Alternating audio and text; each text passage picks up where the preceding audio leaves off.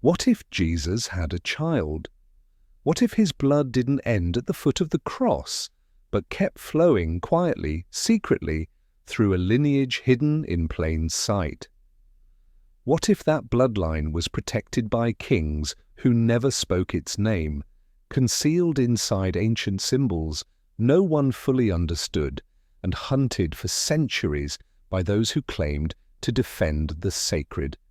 And what if the Holy Grail, the thing countless men died chasing, was never a golden chalice at all, but a living person, carrying a legacy written not in scripture, but in DNA? You've heard echoes of it: Da Vinci, the Templars, secret brotherhoods wrapped in fiction and folded into fantasy. But maybe behind those polished stories lies something much older. Something the world wasn't meant to remember. A bloodline once revered as divine, then labelled heresy, and finally erased from every official record. A royal family that vanished without a trace. No name, no grave. Only symbols carved into cathedral walls, scattered across forgotten star maps, and sometimes reflected in the eyes of someone who never knew what they carried. But if you want to hear this story, really hear it, you'll need to slow your breath. Let the centuries pass like a soft breeze. Let the cold of the tombs hum beneath your skin. Let your imagination wander through halls where no one teaches the truth anymore. Because this isn't just a story. It's a memory that got buried before it could be told. A vow whispered but never written. A part of history not lost, just silenced. And if you truly want to follow that thread, if you're ready to step into the maze they tried to seal shut, then we can't start at 679, not even at 33. We have to go back. Before doctrine, before the empire, before blood was politicized and faith was divided, back to when light and blood still moved as one. Because if Jesus did have a child, that child was born in the shadows, surrounded by those who would spend eternity trying to extinguish the light. You don't start with history, you start with breath. A single breath in a room where the light doesn't quite reach the corners, where candles flicker but never speak, where stories aren't told, they're remembered. And this story, if it is one, begins not with miracles or thunder, but with silence. The kind of silence that hums behind stone walls and carries something heavy, something people once knew and then forgot on purpose. Because to even ask the question, what if Jesus had a child, is to loosen something ancient, something tangled beneath theology and war and empire, something not meant to be brought back into daylight. For some it's blasphemy, for others it's possibility, but for the ones who've spent lifetimes chasing that whisper, it's something else entirely. It's not a theory, it's a thread, and once you pull on it, you don't just get a new chapter, you get a completely different book. Imagine for a moment not a kingdom of heaven but a child, flesh and blood, no halo, no throne, just a heartbeat. A tiny echo of something divine placed into the hands of a mother who wasn't supposed to survive the story. That's the part that never gets mentioned. The possibility that Mary Magdalene left the shores of Galilee, not just in grief, but in protection. Not alone, but with something hidden beneath her robes, a life not yet lived, a future they could never explain in scripture. And it's not as far-fetched as it sounds, because long before canon law and council votes decided what belonged in holy texts, there were dozens of competing stories. Some said Magdalene was a witness, others a partner, and a few said she was more than both. Not just a woman who wept, but a woman who carried, who left behind the hills of Judea and found refuge across the sea, who settled in the hills of Gaul, where legend said the sky cracked open and the stars rearranged themselves to guard her steps. It's in those stories, told in whispers, kept alive by midwives and masons and monks in exile, that the idea begins to form. That maybe the Holy Family didn't end with a cross but continued in secret. protected not by scripture but by silence. And maybe that's why so much of it feels fractured, like someone took a hammer to the past and left only the pieces they could control. The rest buried in old chapels, hidden in frescoes, echoed in symbols we still wear but don't understand, because if Jesus did have a child, then that child's blood would still be flowing, not as a myth, not as a metaphor, but real, woven into lineages that stretch through forgotten kings and unnamed mothers, through coats of arms altered just enough to pass inspection, through records rewritten, through names changed and changed again, until even the descendants forgot what they carried. And the world it moved on, it built cathedrals, it crowned emperors, it burned heretics, all while that thread remained, quiet, unbroken, invisible to everyone but those who already knew what they were looking for. Not because they saw it in a vision, but because they felt it, in their bones, in their dreams, in the way certain places made them weep for no reason at all. So maybe that's why the question still lingers. Not because it's provocative, but because it feels familiar. Like something you've always known but never had permission to believe. A truth older than scripture and too alive to be doctrine. A truth that doesn't fit inside stained glass or dogma or golden altars. A truth that whispers, not in the voice of angels, but in the quiet hum of a name you've never said out loud. What if Jesus had a child, and what if you've already walked past someone who carries that blood? People always want the Grail to be something you can touch, a cup, a chalice, something you could set on a table and say, there it is.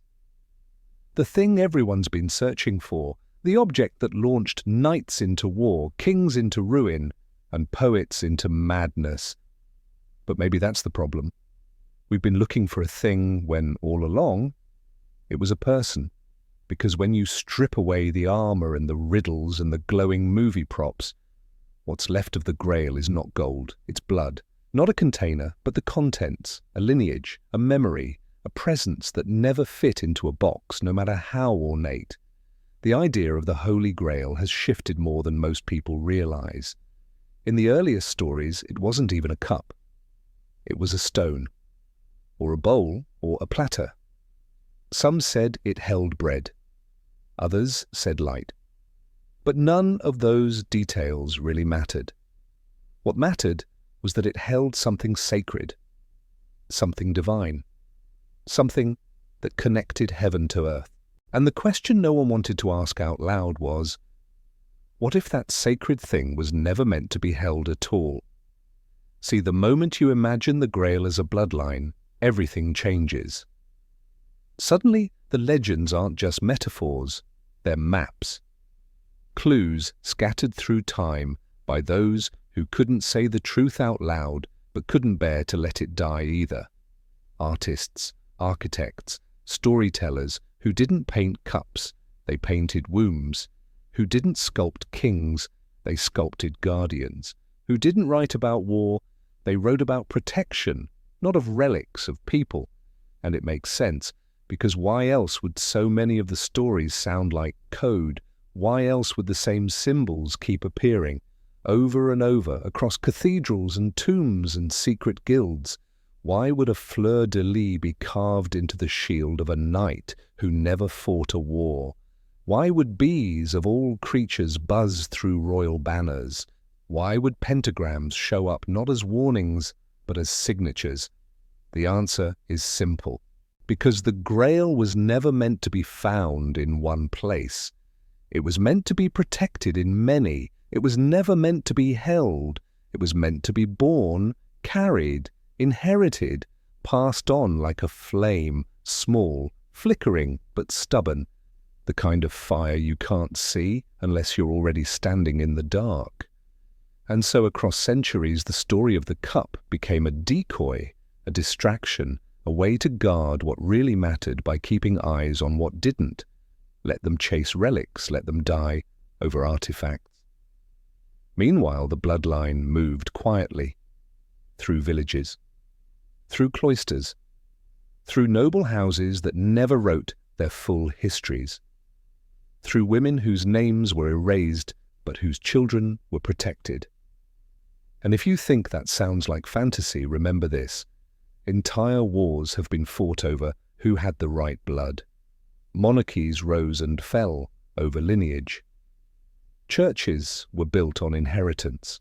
Why would it be strange to believe that one bloodline, just one, might have been protected so fiercely, so carefully, that even mentioning it became dangerous? So maybe the Grail wasn't lost. Maybe it was never supposed to be found, because finding it wouldn't mean discovering a treasure. It would mean reckoning with everything we thought we understood about divinity, about power, about who gets to tell the story and who gets erased from it. Maybe the Grail is still here. Maybe it walks among us, not in cloaks or crowns, but in silence, in intuition, in people who carry something ancient in their bones and don't even know why they've always felt just a little different. And maybe that's why the story still echoes, not because we're looking for a cup, but because somewhere deep down we're looking for the truth we were told to forget. A truth that can't be displayed in a glass case, a truth that isn't a thing at all, because the Holy Grail was never a cup. She's always there, isn't she? Standing at the edge of the story, close enough to witness everything, but never quite given the space to speak. Mary Magdalene, the woman painted in contradiction, saint or sinner, disciple or footnote. Her name whispered, stretched, redefined, and diminished until we barely recognize her at all. And maybe that was the point, because the less we know, the less we ask. And there are some questions they never wanted us to ask. What if she wasn't just a follower? What if she wasn't just the woman who stood beside the cross, or the first to find an empty tomb? What if she carried more than grief that morning? What if she carried a child? That would change everything, wouldn't it? Not just for her story, but for his, for all of it. There are legends, quiet ones, old ones, that say she left Judea after the crucifixion, not in shame, not in fear, but with a purpose, that she boarded a boat with no sails, guided not by wind, but by something deeper, and that she landed in Gaul on the southern shores of what we now call France. The villagers there still tell stories, if you ask, stories of a woman with fire in her eyes and a secret in her arms, stories passed down not in books, but in lullabies and local prayer. And it's not just legend. The town of Sainte Marie de la Mer still holds a festival for her every year. Pilgrims wade into the sea, candles light the shore, and beneath the cathedral, in a crypt dimly lit and always cool, there's a skull in a glass case. They say it's hers. Whether it is or not hardly matters. The devotion is real. The memory refuses to die. But maybe the more important relic wasn't her bones. Maybe it was what she brought with her. A child, a continuation, a spark that needed protecting far more than any chalice or cloth, because a sacred object can be stolen, a sacred person can only be hidden. And that's what the legends suggest, that she didn't just survive, she settled, she raised a child, or maybe children, and with them a legacy. And this changes everything about how we think of her. She wasn't just mourning, she was moving. She wasn't weeping at a grave, she was protecting a future. Not a mythic role assigned by later men, but an urgent act of survival. She became the vessel, the guardian, not of doctrine, but of blood. And that may be why the church had to change her story. You can't let a woman be the bridge between heaven and earth if that bridge bypasses the very institution you're trying to build. So they called her a prostitute. Then later they elevated her to saint, but only after centuries of silence. What they couldn't erase, they rebranded. What they couldn't hide, they reframed. But the older traditions, ones whispered in the hills, ones kept alive in stone carvings and family lines, never forgot.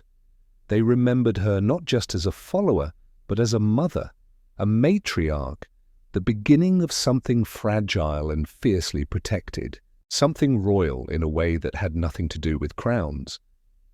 And maybe that's the most powerful kind of royalty, the kind that never asks to be seen, but never disappears.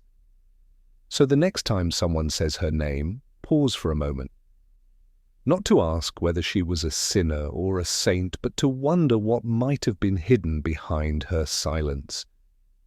A silence chosen not out of shame, but necessity. A silence that echoes still. Because if the bloodline survived, it started with her. Most people walk through Europe without knowing what they're walking on. They visit cathedrals, marvel at stained glass, pose beside ancient fountains. But beneath the cobblestones and corridors of this continent is something older than history books will tell you. Something that doesn't sit in museums or archives, something that moves in the breath of the land itself. A memory not spoken, but inherited. Because if that bloodline existed, if Mary Magdalene did bring a child to the shores of Gaul, then that child grew up. That child had a name, and that name may have changed, shifted, been buried under titles or altered in language, but the blood never lied. It flowed forward, quietly, through hands that built abbeys, through voices that sang in cloisters, through families that never knew why they were drawn to certain hills, or sacred wells, or silence itself. There are places in southern France, in the valleys of Languedoc and the forests of Septimania, where something still lingers. Villages with no reason to survive still stand. Symbols carved into lintels where no one would look. Graves with no inscription, but flowers that never stop blooming. And you feel it when you walk there. Not in your eyes, in your ribs, in your breath. As if the air is older, as if it knows. And the people who lived there, some of them knew, not all, but enough to keep the fire low and steady. They passed it through stories, through recipes, through lullabies, through the shape of a window or the way a cross leans slightly off-center. Not everything sacred wears a robe. Sometimes it wears mud-covered boots and sings while it harvests lavender. Sometimes it wears silence. There are noble houses that appeared out of nowhere in medieval charts, bloodlines that no one could fully trace, names that didn't match region but held land anyway, knights who never fought wars but held titles with teeth. And always, somewhere nearby, a chapel, a priest who asked no questions, a crest with a symbol you'd only recognize if you'd been looking for it your whole life. This is how the bloodline survived, not by force, but by absorption. It didn't carve out a kingdom, it settled into the bones of the one already built. It blended, married, disappeared, reappeared. And just like that, the sacred became domestic. The extraordinary became ordinary on the surface, but not underneath. Underneath, it remained the same spark, the same heartbeat, the same impossible history flowing through veins that never asked to carry it. And even if no one knew the full story, even if most of it was forgotten on purpose, there were always those who remembered. Who didn't need books or relics or proof. Who simply knew deep in their marrow that something was still moving through the breath of Europe. Something sacred, something alive. Because sacredness isn't always loud. It doesn't always come in robes or rituals. Sometimes it hides in farmers, in poets, in widows who walk the same hill every evening and light candles for reasons they can't explain, in men who dream of stars in patterns no one taught them, in women who weep when they hear a certain note sung in a stone chapel they've never been to before. And maybe that's how you trace a bloodline that was never meant to be traced. Not through DNA or census records, but through feeling, through resonance, through the way one place makes your hands tremble while another leaves you cold, through the eyes of someone who looks familiar even though you've never met. Because if that child lived, if that blood survived, it's still here. Not just in names or titles, but in breath, in footsteps, in quiet hearts that carry something the world still isn't ready to name. You can almost hear it if you listen closely enough. Not a scream, not even a shout, just a quiet shift, like a door closing somewhere deep inside stone walls.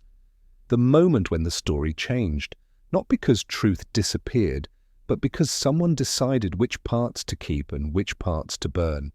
And that moment was the first real cut. In the early centuries after Jesus, the church was still becoming itself. It hadn't yet built cathedrals or claimed continents.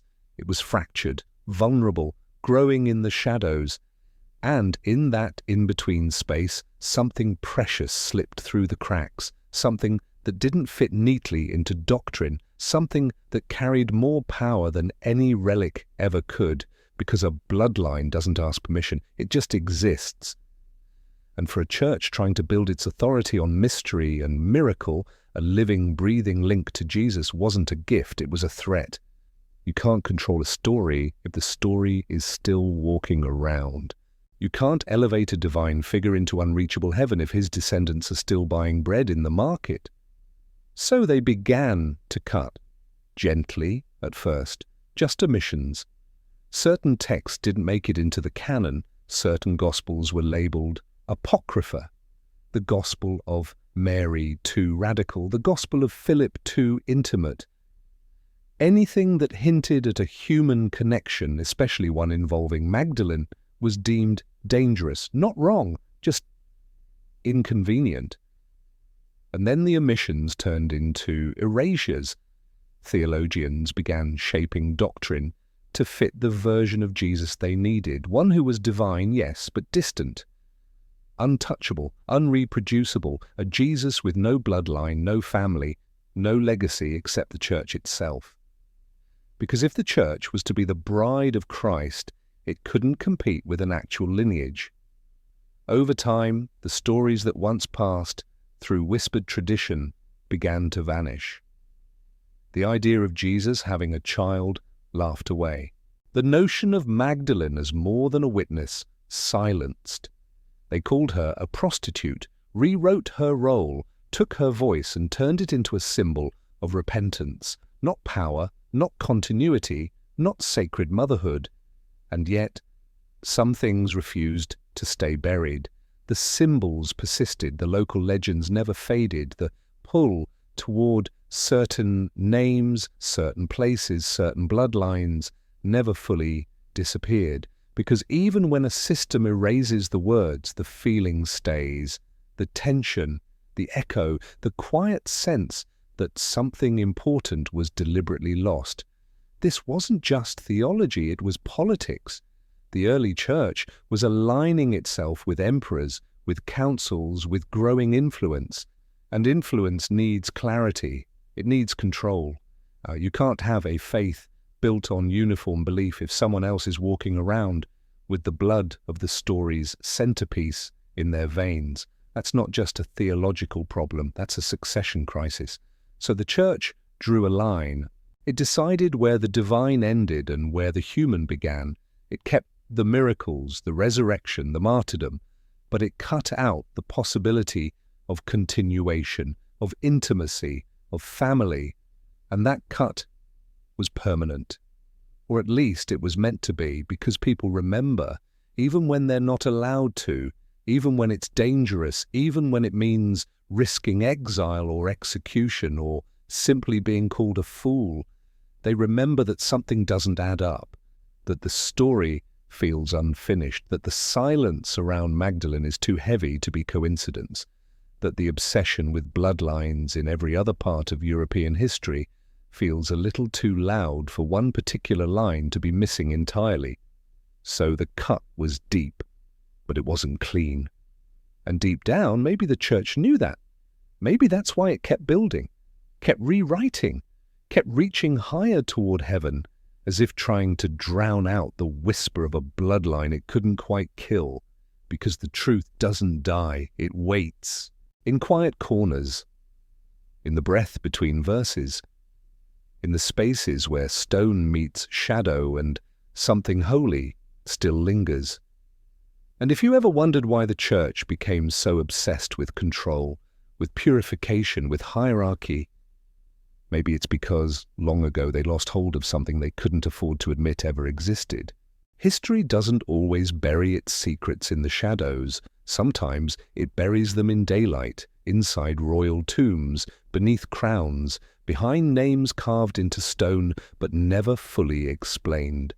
Dagobert II was one of those names. A king, yes, a Merovingian king, but also something more. Or maybe something they were afraid could be more.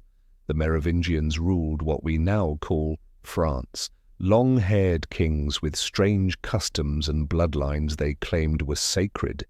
They weren't just royal by conquest, they said their right to rule came from something older, something divine, and Dagobert, the last real Merovingian to hold power, might have been the last thread connecting that sacred line to the future. He was born into a fractured kingdom, exiled as a child, hidden away from court politics and the church's growing grip. But when he returned to power, he didn't just reclaim a throne, he reignited a question, a quiet, dangerous question, the same one we've been asking. What if this line wasn't just royal? What if it was holy? And then, in 679, he was assassinated. They say it was political, that rivals wanted his land, that church figures feared his independence. But there's something about it that feels too clean, too sudden, too perfectly timed. He was struck down while hunting in the forest, a king alone, vulnerable, unguarded. And the ones who benefited weren't just nobles, they were clerics, chroniclers, the people who got to write the story afterward. What makes Dagobert different isn't just the way he died, it's what disappeared with him. Records, lineage, succession. His branch of the family tree wasn't cut, it was uprooted, his descendants scattered, their names either erased or absorbed into other houses with no explanation. And for centuries, almost no one asked why. But there are clues. In the Basilica of Saint-Denis, burial site of French royalty, there's no full account of his tomb. Some say he's there, some say he's not. Some say his real resting place was hidden on purpose so that one day, when history was ready, it could be found again. Not to honor a king, but to trace a line. Because if Dagobert was indeed part of a holy bloodline, if his ancestry linked back to Magdalene, to Jesus, to that unspoken possibility, then his death wasn't just a political move, it was an interruption, an attempt to sever the past from the present. And the Church had reason to support it. If the Merovingians claimed divine descent not from David, not from Rome, but from Galilee, through Magdalene, then no pope could compete with that. There are whispers that some in the Church knew that they feared Dagobert's blood more than his sword, that they feared what he represented, continuity, a living grail, not in a temple, not on an altar, but in a man with a crown and a claim they couldn't refute without rewriting everything. And so they did. The Carolingians rose soon after. Charlemagne, a new dynasty with different roots, more manageable, more aligned with the Church's vision of the world. And over time, the Merovingians were painted as strange, ineffectual, pagan even, their sacred symbols, like the fleur-de-lis and the bee, rebranded or quietly erased. But something about Dagobert never quite disappeared. His story kept surfacing in strange places, in secret documents, in the writings of fringe historians, in the lore of southern France, and always, always tied to silence, as if people knew there was more but were afraid to say it too clearly. Because some stories aren't buried, they're sealed, locked behind stone, behind ceremony, behind the comfort of forgetting. But Dagobert's life and his death never fit into that silence completely. There was always a hum, a tremor, a sense that something sacred had been broken on purpose. And if he was, in fact, the last king who carried the blood, then maybe his death wasn't the end of a dynasty. Maybe it was a warning. That power built on truth is fragile, and power built on secrecy is cruel. The Merovingians weren't like the kings who came after them. They didn't rule from high thrones behind walls of iron and scripture. They didn't crown themselves with stolen gold or speak in the voice of empire. Their power was different, older, quieter, and a little strange to those who tried to understand it through the lens of conquest. For starters, they didn't cut their hair. To most people, that might seem like a small thing. But to the Merovingians, it was sacred. Their long hair wasn't just a custom, it was a symbol, a sign of divine right, of spiritual inheritance, of something passed down through blood and not bestowed by men in robes. To cut a Merovingian's hair was to strip him of authority. And more than once in history, that's exactly what was done to punish, to shame, to erase. But the truth is, their strength didn't come from hair. It came from what the hair represented: lineage, continuity, a connection to something deeper than title. They believed they were chosen not by nobles or councils or even the sword, but by ancestry, and not just any ancestry. Some said it went back to King David, others whispered it went even further, to Magdalene, to Galilee, to the child who was never named in Scripture, but who may have walked among them. They marked that belief in symbols, in crests with bees, creatures that represent immortality, resurrection, and a wisdom older than kingdoms. In fleur-de-lis, not just as decoration, but as a sign of purity, of sacred origin, of something divine wrapped in the beauty of something floral. They didn't build massive statues or towers. They left traces, small, intentional, hard to erase. And those traces still confuse historians, because so many of the Merovingians held power without behaving like traditional monarchs. They didn't centralize, they didn't conquer for glory. They governed in pockets, spiritual hubs, tribal alliances, sacred geographies, places like Soissons, Reims, Metz.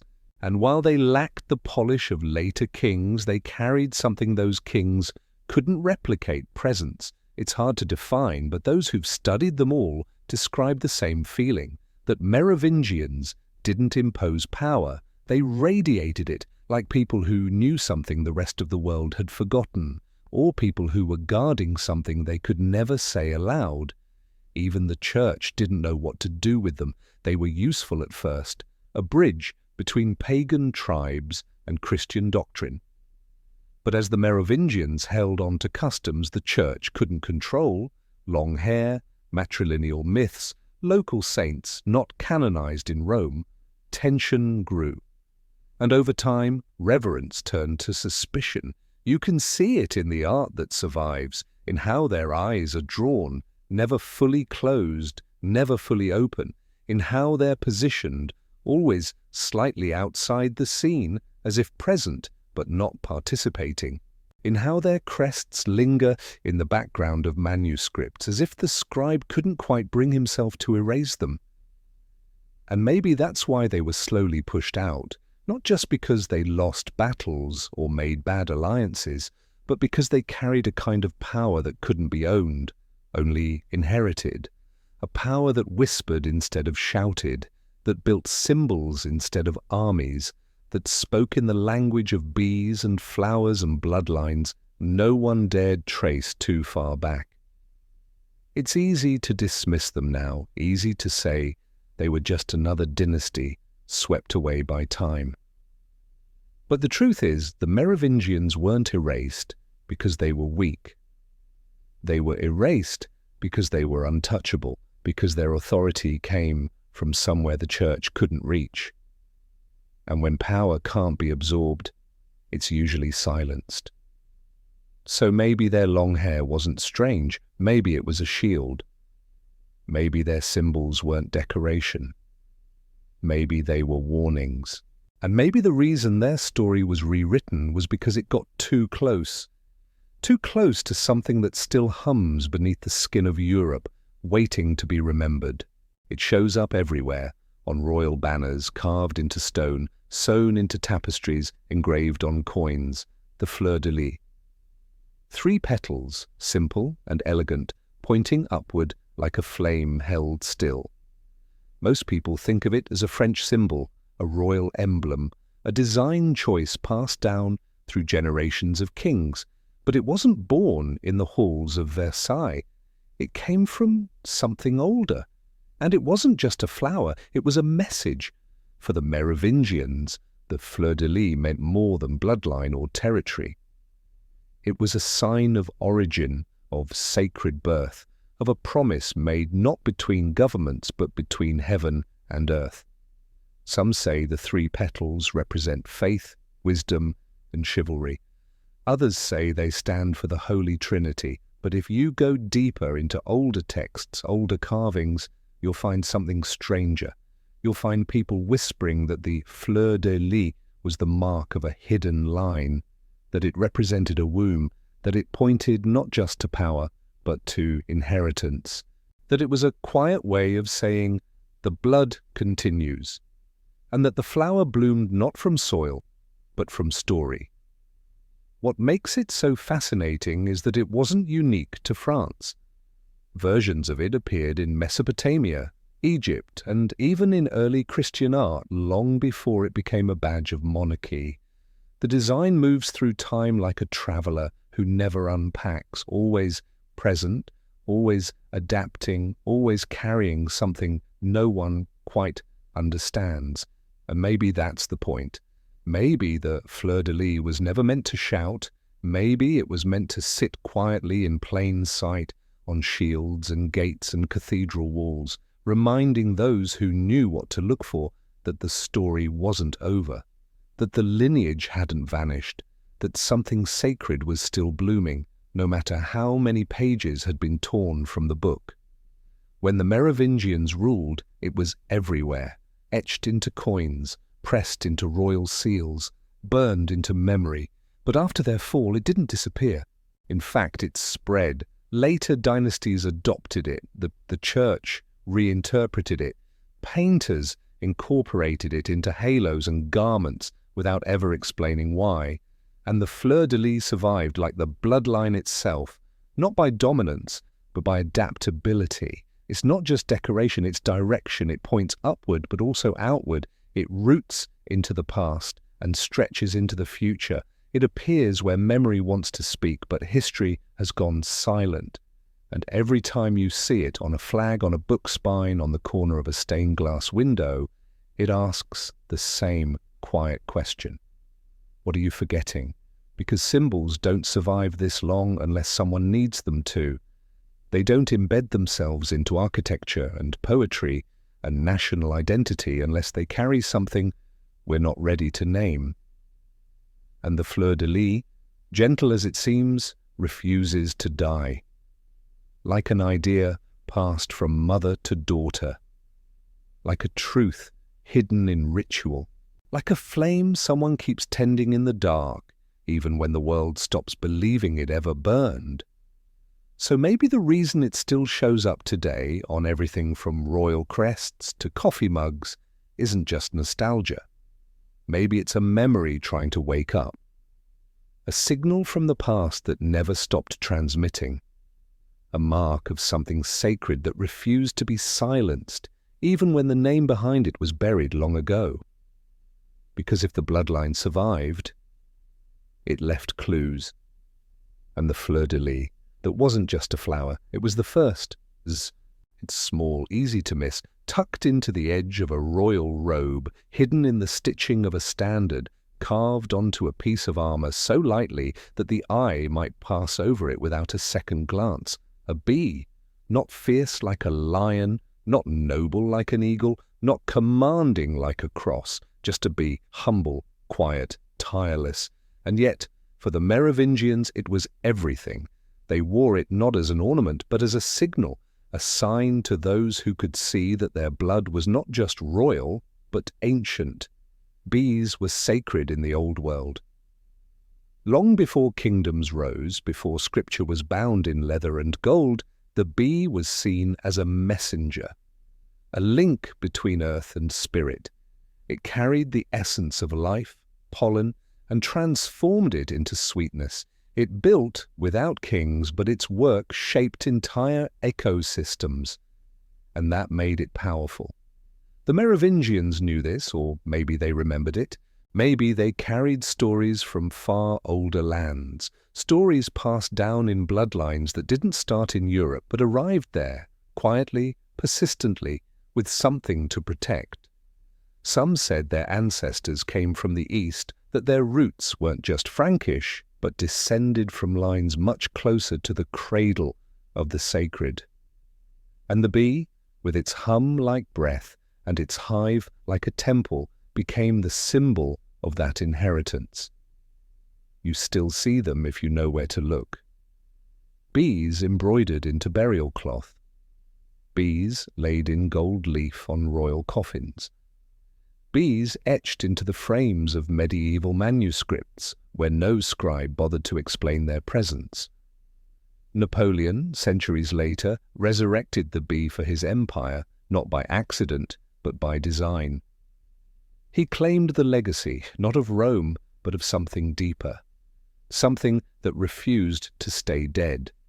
Because unlike dragons or swords or crests invented for power's sake, the bee was chosen for memory. It symbolized the hive, community, secrecy, purpose, and for those who believed the bloodline of Jesus survived, the bee was a code, a quiet way of saying this line still lives, this work is still being done, this legacy has not been broken. In some traditions, bees were said to be the only creatures that came from paradise and never forgot the sound of God. They moved through the world with a kind of rhythm, a kind of song that echoed a deeper order.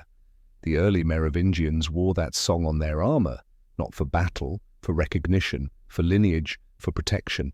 And that protection mattered, because when you're carrying something that challenges the authority of an entire institution, when your very existence questions the version of history being carved into stone, you need more than a sword. You need memory, you need myth, you need symbols that outlive your name.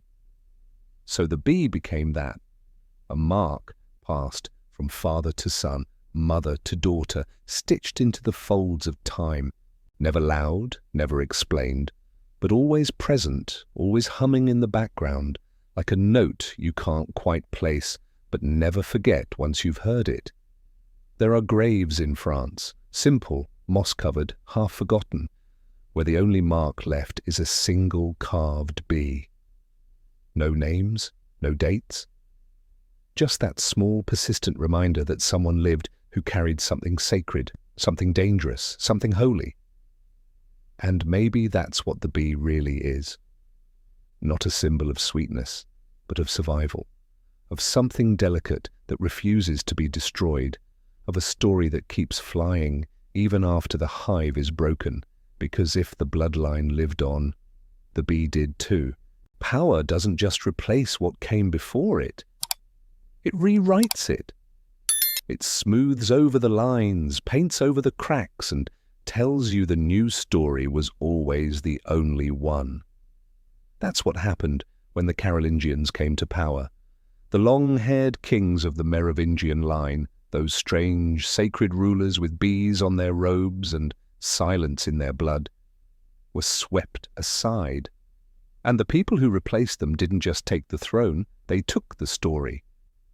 Charlemagne is the name that gets remembered. The emperor of the Franks, crowned by the Pope himself, hailed as the father of Europe. And in the official version it all sounds seamless. A transition of strength, a unifying vision. But beneath the banners and hymns and Latin proclamations was something far more deliberate, a quiet erasure. The Merovingians weren't just removed, they were redefined, their traditions labeled superstitious, their symbols declared pagan, their claim to sacred descent called heresy. Because the Carolingians didn't just want to rule politically, they needed spiritual authority too. And if a bloodline had ever existed, one that linked back to Jesus through Magdalene, through generations of whispered protection, it had to be erased, or at the very least, discredited. The church helped. It had to. A living bloodline meant living contradiction. It meant God might have had family. It meant power could be inherited through birth, not granted by Rome. So the narrative was cleaned. The old kings were dismissed as ineffective, lazy, too mystical to govern. Their symbols were absorbed or erased, their stories fractured, scattered, wrapped in legend until no one could tell where fact ended and myth began. And yet something about it always felt too neat, too efficient. The way their names disappeared, the way their graves were left ambiguous, the way later chroniclers wrote about them with a tone that felt more like justification than truth, as if they weren't just recording history but covering something up. You see it in the language, in how divine right was rebranded, how sacred inheritance became apostasy, how blood, once revered, became dangerous. And all of this didn't just serve the new kings, it served the idea that all truth now flowed through one gate, the church. That nothing sacred could live outside its walls. That if you wanted to touch the holy, you had to ask permission first. But permission was never part of the original story. The Merovingians didn't build their claim on conquest. They built it on continuity, on blood, on a line they believed stretched back further than records could follow. And that belief was a threat, not because it was false, but because it couldn't be controlled. So the Carolingians rose, crowned, celebrated, wrapped in holy robes, and somewhere in the background the last whispers of a bloodline were smothered, not with violence, with revision, with silence, with new myths that covered the old ones like fresh paint over a fading mural. And the people forgot, or were told to forget, but not everyone did. In quiet corners, in hidden chapels, in dusty scrolls tucked away by monks who refused to let the memory die, the story lingered. Not loud, not clear, but enough. Enough for symbols to survive, for lineages to persist under different names, for the idea to keep humming beneath the noise of empire. Because when the church said there was no bloodline, when the new kings claimed the divine through ceremony, something was lost. Not just power, but possibility. The idea that the sacred wasn't somewhere far away, but walking beside us, born from us, living quietly inside people who didn't even know what they carried. So yes, the Carolingians rose, but the blood never stopped flowing, it just went underground. And when truth is forced into silence, it doesn't die. It waits. There's a hush that lives inside Saint-Denis. It's not just the silence of stone or the echo of ancient footsteps across marble floors. It's deeper than that. Quieter. The kind of silence that feels like someone's still listening. As if the walls remember something no one's allowed to say out loud. Most people who visit come for the beauty. The stained glass. The vaulted ceilings, the royal tombs. This basilica, just outside Paris, has been called the resting place of kings. And it is. Almost every monarch of France is entombed here. Statues lie in neat rows, hands folded, faces carved in sleep. Names are etched in Latin, dates chiseled sharp. It feels complete, almost too complete. But if you walk slowly and read carefully, you start to notice what isn't there. A few names missing, a few stones out of place, a few tombs unmarked or labeled so vaguely it raises more questions than it answers. And one of those questions begins with a king named Dagobert. because no one really knows where his true body lies. Yes, there's a tomb for him, a large one, ornate, covered in sculpture. But something feels off. Historians have debated for centuries whether it holds his actual remains, or if the real tomb was hidden somewhere deeper, somewhere below. Some even say it was sealed off entirely, placed behind walls no one was ever meant to open. Not to protect the dead, but to protect a secret. You have to ask, why him? Why is this one king's grave such a mystery?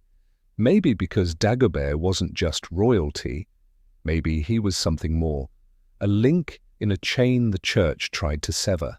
A carrier of blood they couldn't claim and didn't want to acknowledge.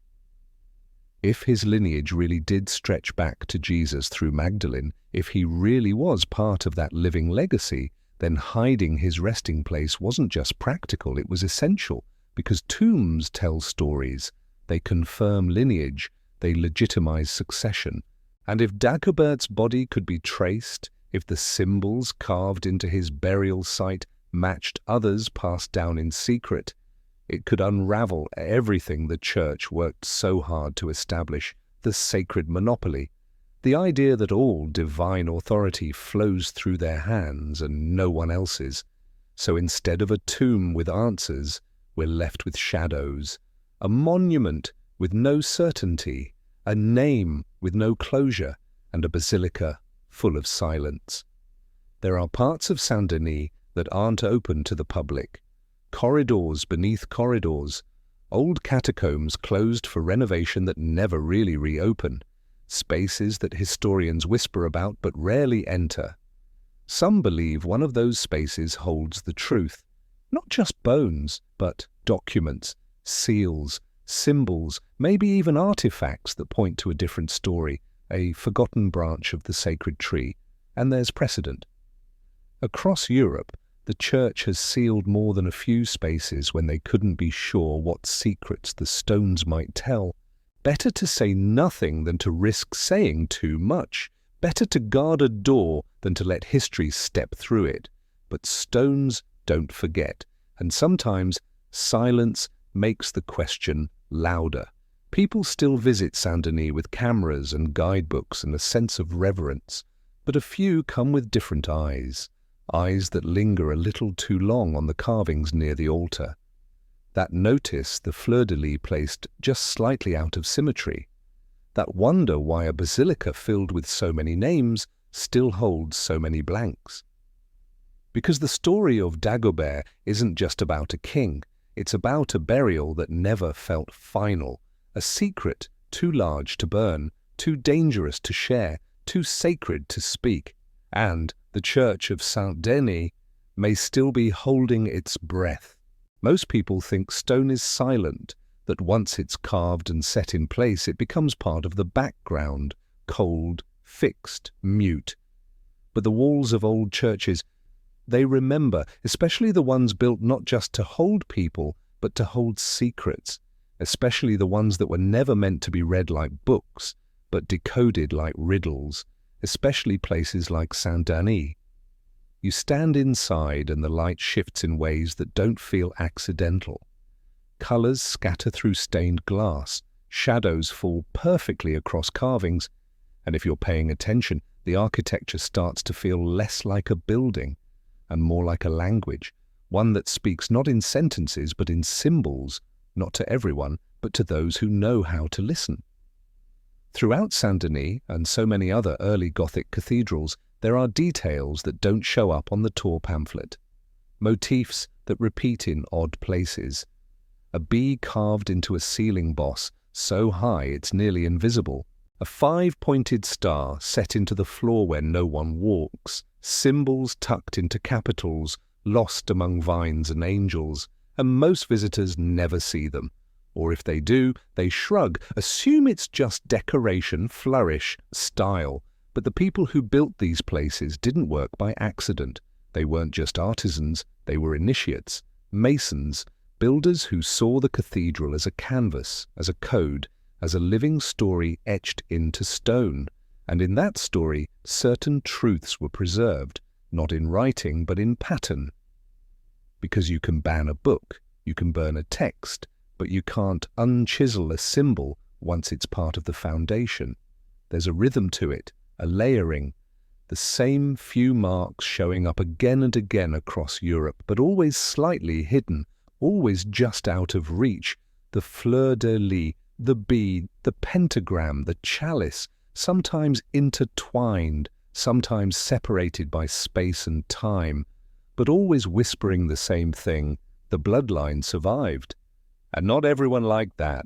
At various points in history, iconoclasts came through with hammers. Orders were given to scrape away heretical art, to cover faces, to whitewash walls.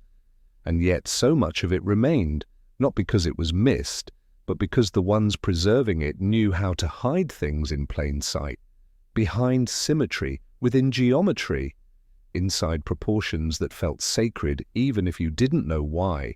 Historians still debate it, whether these placements were intentional, whether the architects meant to encode meaning, or if we're just projecting patterns backward.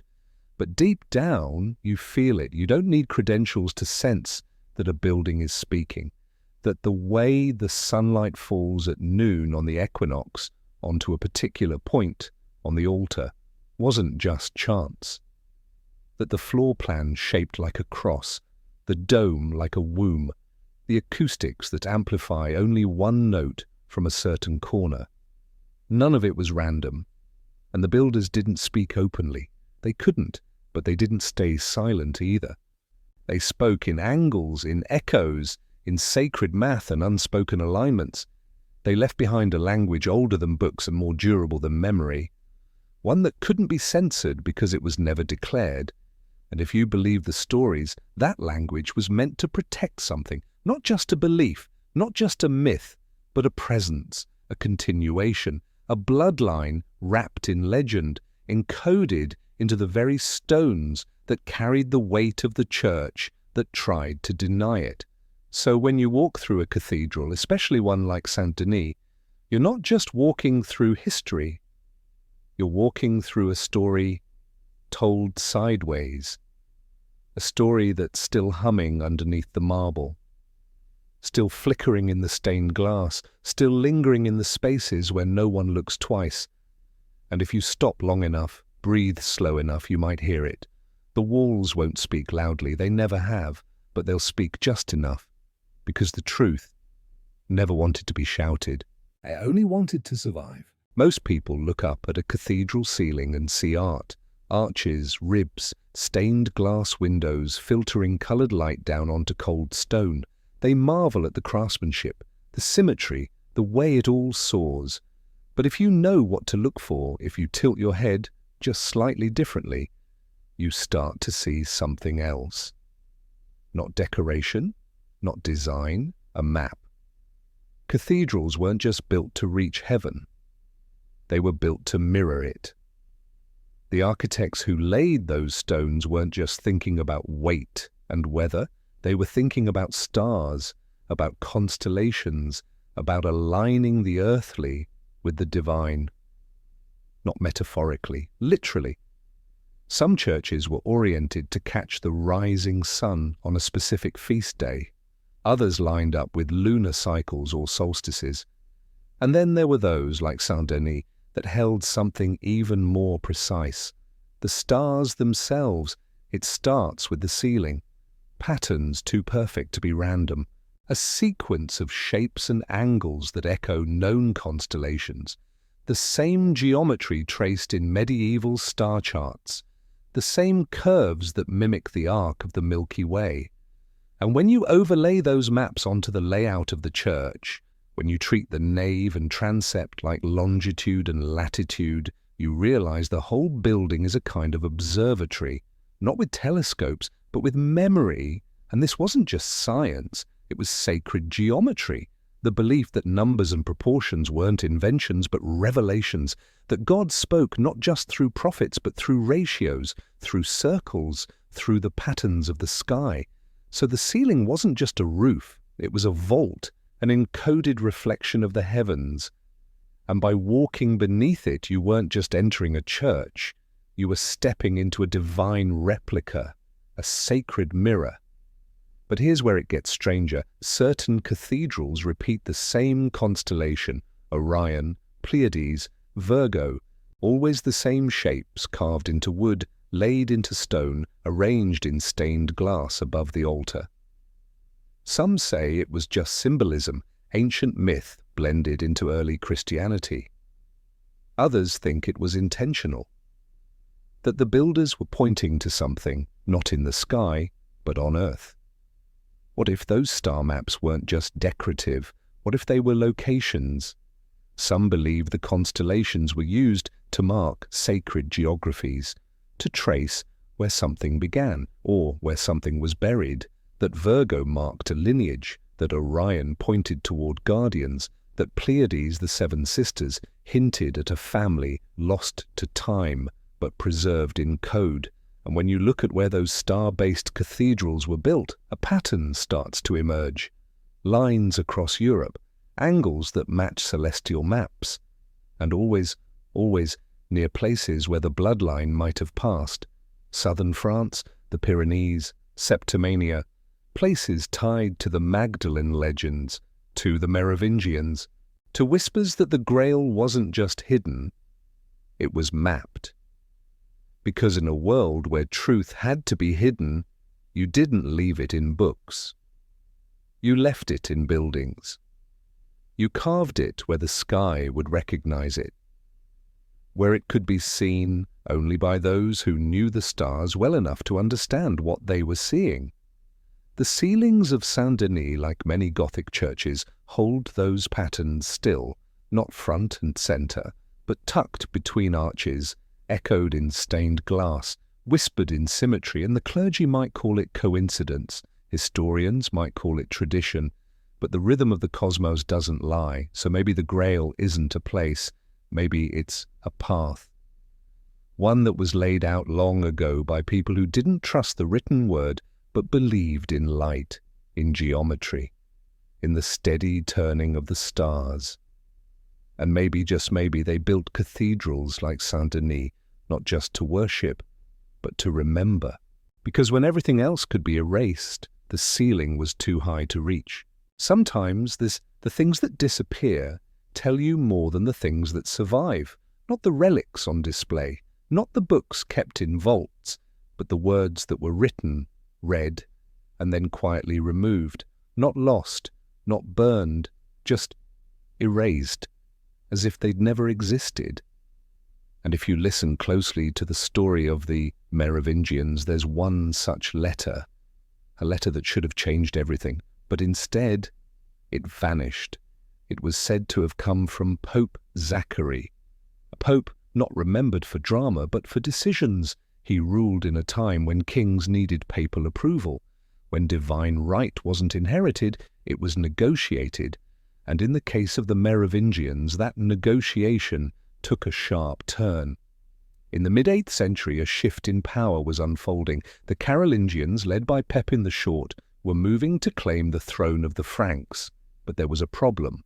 The Merovingians were still alive, still technically in power. Their kings had long hair, a symbol of sacred authority. Their bloodline, some claimed, traced back to something far more ancient than Rome, maybe even back to the Magdalene herself.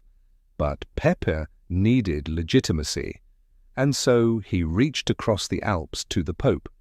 The story goes that Pope Zachary responded with a letter, a ruling, a justification.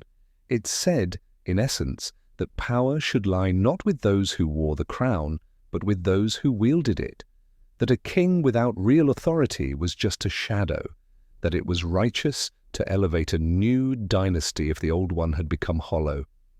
With that single declaration, the Merovingians were swept aside, not with swords, with ink. But here's the strange part. That letter, the one that gave Pepin the moral right to depose a bloodline said to carry something sacred.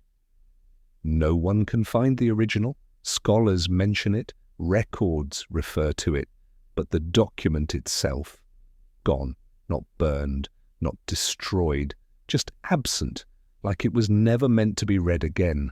And when documents vanish at moments like that, it raises questions. Was the letter truly about power dynamics, or was there something else? Something about the Merovingians the church didn't want preserved, a reference to their bloodline, a line too close to heresy. We may never know, but some believe that letter didn't vanish by accident, that it was erased deliberately, not to protect Pepin, but to protect the church from what it had admitted. Because if the Pope had acknowledged the Merovingian sacred lineage, even as a passing mention, it would have set fire to centuries of doctrine. The idea of an unbroken holy bloodline, one that stood outside Rome, outside dogma. One that didn't need priests or sacraments to be divine. That was dangerous, it still is, and so the silence around that letter grew, not loud, not scandalous, just quiet enough to fade from memory, like a wall painted over, like a tomb with no inscription. But every now and then researchers stumble across a trace, a footnote, a whisper, an implication, and they begin to wonder, what exactly was written on that page?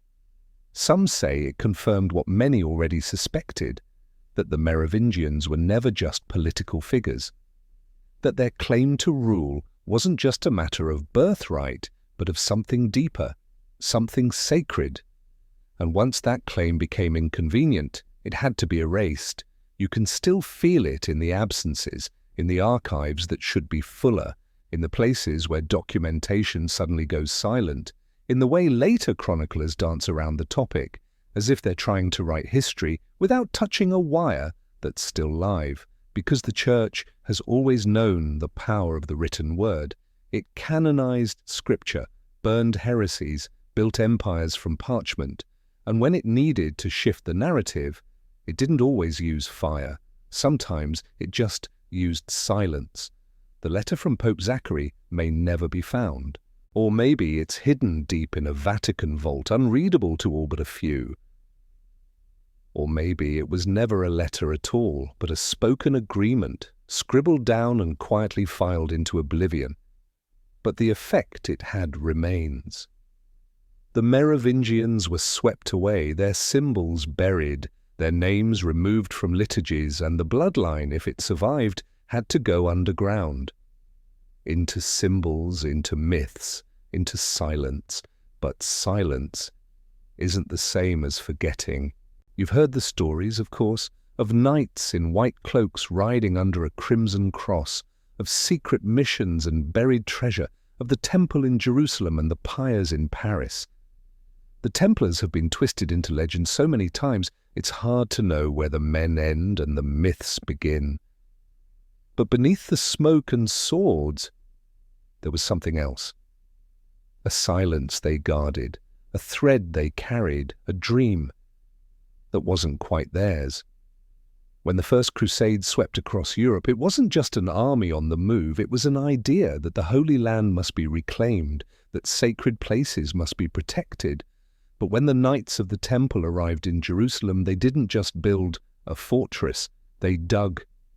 Underneath the ruins of Solomon's temple, they searched, not for gold, but for knowledge, for relics, for something they believed had been hidden there long before them.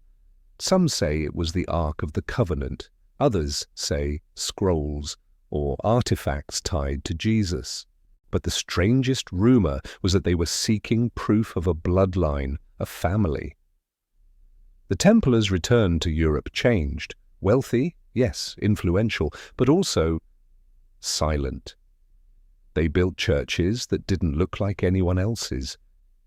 Round chapels mimicking the dome of the rock, symbols carved where no one expected them. And in their commanderies, they kept records, maps, codes, relics that were never shared with Rome. They moved like warriors, but acted like monks. Obedient to a higher cause, but strangely disconnected from papal politics. They answered only to the Pope, but often acted on their own terms, as if their loyalty wasn't to a throne or a man, but to something older. Over time, that loyalty became a liability. By the early 1300s, they had become too powerful, too mysterious.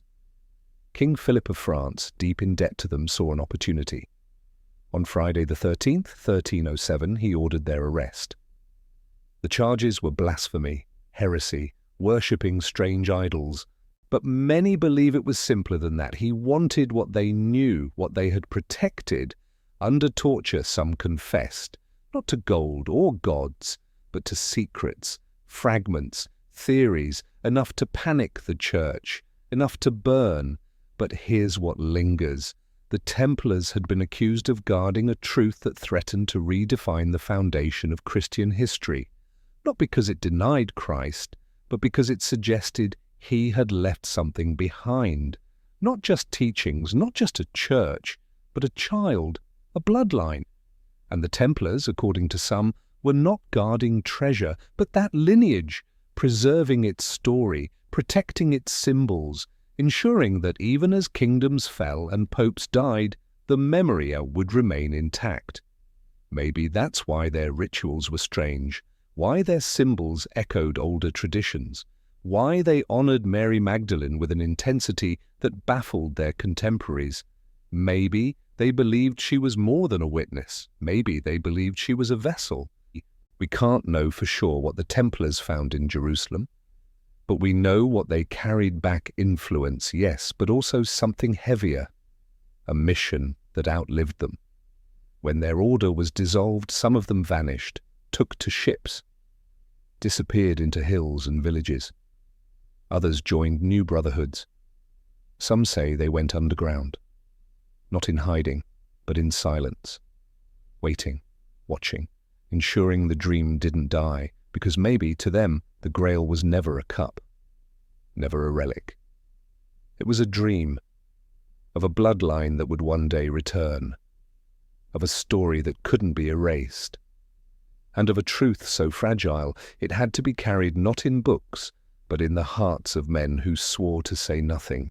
The Templars are long gone, but their silence still echoes, in symbols carved where no one looks, in chapels that face strange constellations, in legends that refuse to die, and in the gentle pull that something was lost but not forgotten.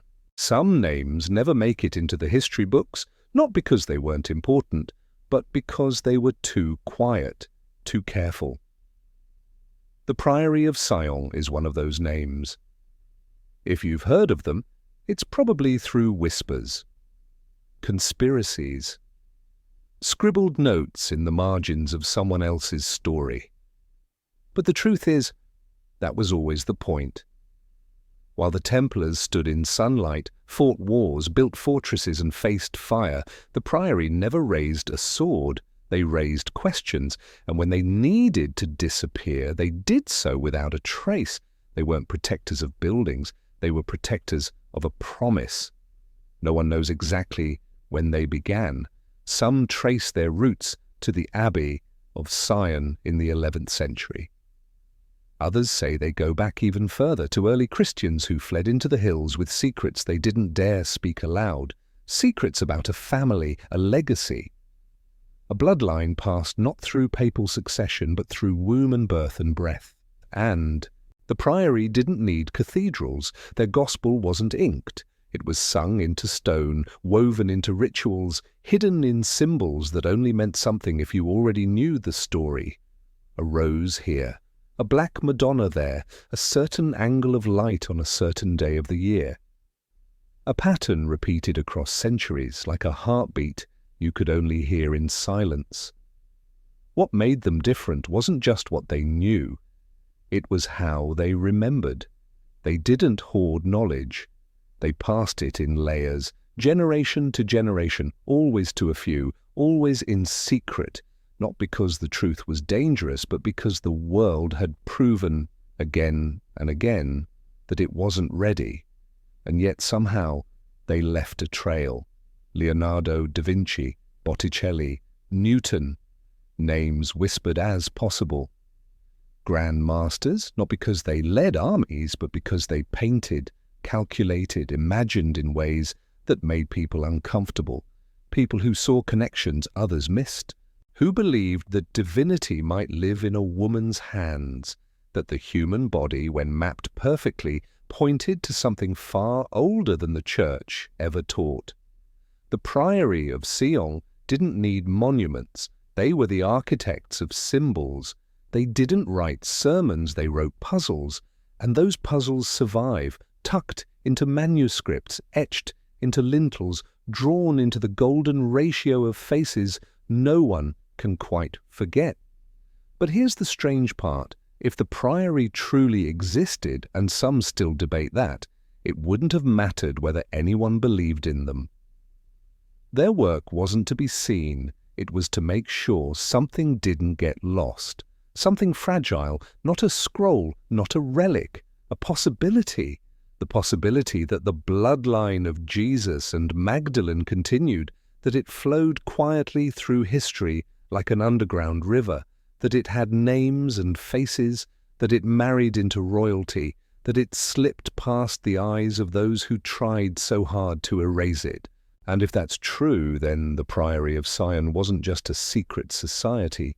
It was a lifeline, one that passed not just knowledge, but identity. Like handing a candle down a long, dark tunnel, whispering, remember. Remember what they tried to bury. Remember what they feared. No fortress, no throne, just memory. And faith that someday the world would listen, that the Grail would be seen for what it was, not a chalice, but a child. Not a relic, but a root. And in that silence, the Priory did its work. Unseen, unheard, but still here, still watching. Because the ones who never show their face are often the ones who carry the truth the farthest. You've seen the symbols on dollar bills, in architecture, etched into old stone libraries and hidden behind lodge doors no one talks about. The square and compass, the all-seeing eye, the unfinished pyramid, they're everywhere and nowhere. Because unless you know the story, they just look like decoration. But to those who listen with older ears, they still whisper, not of power, but of memory.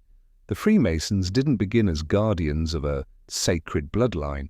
Not exactly. They began as builders, masons in the truest sense, carving stone, measuring light, calculating the curve of a dome before paper blueprints ever existed. They built cathedrals not with concrete alone, but with meaning. Every angle meant something. Every shadow had intent.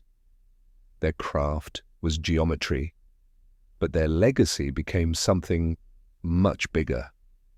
As centuries passed, their lodges turned inward. They no longer just built with hands, they built with rituals, with oaths, with symbols layered in meanings only the initiated could decode. And somewhere along that path, the story of the bloodline found them, not by accident. You see, secret truths don't survive by hiding in caves. They survive by embedding themselves in systems that last. And the Freemasons, they lasted. Through reformations, revolutions, kings, and crumbling empires, they kept meeting, quietly, steadily. While the world burned and rebuilt, they passed candles hand to hand. Some say the Templars, after their fall, carried their knowledge into the early lodges, not as conquerors, but as keepers. And some of the signs that showed up in Masonic temples, things like the beehive, the blazing star, the unfinished temple, don't belong to any simple fraternity. They feel older, as if borrowed from a deeper archive. And then there's the obsession with Solomon's temple, not just as a blueprint, but as an idea, a structure that once held something divine, something lost, something worth finding again. Even the rituals, the ones filled with stages and light and blindfolds, seem more like reenactments than teachings. As if someone, long ago, encoded a memory into every gesture. And the brothers who repeat them now may not always know why, but they feel something, a current, a hum under the words. And maybe that's the point, because symbols survive longer than language, longer than creeds, longer than empires. They carry emotion, memory, sometimes even blood. And when a lodge is built using proportions aligned to the stars, when a handshake echoes one passed down since Alexandria, when a floor mosaic resembles a star map once carved into a cathedral ceiling in Gaul, something is being remembered. Not taught, remembered. Historians argue, of course. They say the connections are thin, coincidence, romantic thinking. But then you find a name on a lodge roster, and that same name appears in a genealogy tracing back to Merovingian soil. Or you find a building designed by a mason where the light falls on a rose window at the exact moment of equinox, illuminating a hidden carving of a woman holding a child. And the doubt doesn't vanish, but it grows quiet. Because even if you don't believe the symbols mean anything, the people who placed them did. They believed something had to be preserved. Maybe not the bloodline itself, but the memory of it, the idea, the story no one dared to speak aloud but still wanted to keep breathing. And so they built temples, lodges, vaults, maps, entire systems where silence wasn't an absence but a language. Today, we pass by their symbols like graffiti, but for those who feel a chill when seeing a certain angle, or who pause when light hits a mosaic just right, or who find themselves staring a little too long at the eye above the pyramid, maybe something old is still moving, not to reveal itself, but just to remind us that it never left. Not every secret is locked behind a vault. Some are worn on skin, some hang above doorways, and some wade in the glass just past your reflection. You wouldn't know you were looking at them unless someone had already told you what to see. But once you see them, they don't unsee themselves. There's something about the inside of an old church, something that breathes even when no one's praying. You walk beneath an archway, and for a second, the curve feels familiar, like a rib cage turned to stone. You pause at a doorframe and notice a carved rose hidden under a layer of dust, not just a symbol of love, but of lineage, of something that once bloomed in silence. And the more you look, the more things begin to echo. You see a hexagram in the pattern of floor tiles, a beehive in the ironwork on a chapel gate. You look up, and there's a mirror embedded in the ceiling of a Masonic lodge, angled just right to reflect the night sky on the summer solstice. Who designed that and why? Because it isn't random. These are not decorations, these are keys, left by people who couldn't speak what they knew. So they carved it, they stitched it, they painted it into eyes, and tucked it into hems, and cast it into rings worn on the smallest finger of the left hand. Some symbols repeat like a drumbeat, the bee, the rose, the five-pointed star, the twin pillars. Some show up in cathedrals and Renaissance paintings, others in family crests no one questions anymore. Even the gesture of crossing one's wrists, palms facing down, has appeared in tomb sculptures, ritual frescoes, and Masonic rites. It isn't just posture, it's message, but it only speaks to those who already know the language. That's how secrets survive. Mirrors, too, play tricks. In Gothic churches, they're not always metaphorical. Some were placed with intention, hidden above or behind altars, polished not to reflect worshippers, but to reflect symbols hidden in the roof's geometry. A cross that appears only when the moonlight hits at midnight on a specific equinox. A single rose upside down, visible for 10 minutes and never again for another year. Some say it's all coincidence, a trick of light, but the odds of so many coincidences falling in the shape of a forgotten lineage begins to feel like choreography. Like someone arranged it all so that even in silence the story would still be told. And then there's the human body itself. Leonardo knew it. The Vitruvian Man wasn't just an ode to symmetry, it was a map, a way of saying what's divine is already inside you, that maybe the Grail isn't something you find, it's something you remember, the wrists, the arches, the mirrors. None of them hold the answer alone, But together they hum with an old song, one that speaks of a bloodline not meant to conquer, but to endure, a legacy too soft to fight for itself, and too important to be left unguarded. So those who guarded it didn't shout, they whispered. Through carvings and codes and silent rituals passed hand to hand, through eye contact and light angles and rose windows that told a different gospel when read in reverse. Not everyone heard it, not everyone was meant to, but those who did, they carried it, across generations, across oceans, across centuries of fire and stone. And if you find yourself tracing the curve of an archway a little longer than usual, or pausing at your own wrist in the mirror, or catching a symbol out of the corner of your eye that makes your chest ache without reason, maybe you're remembering something too. Something no one ever told you in words, but somehow you've always known. Some texts were never meant for public ears, not because they were dangerous, but because reading them out loud would strip them of their power. Their words weren't just information, they were memory, too sacred to echo in crowded halls, too fragile to survive the wrong breath. You picture them now, scrolls wrapped in oil-soaked linen, buried in clay jars behind false walls, sealed with wax and silence, not hidden out of fear, but out of hope, that one day the right hands would find them. These weren't the kind of scriptures meant for pews or pulpits. They didn't tell people what to believe. They whispered what had been forgotten, and maybe what had been erased. Some of the scrolls spoke of Mary, not as a witness, not as a sinner, but as a bearer, not of guilt, but of lineage, of continuity, of something the early councils could not allow to exist. Because if the sacred could pass through the body of a woman and continue in the blood of a child, then the entire architecture of power would need to be rebuilt. So instead, they burned, but not all. Some were smuggled across deserts, across centuries, hidden by monks who didn't agree with Rome, protected by mystics who saw the divine in geometry, in womb, in word.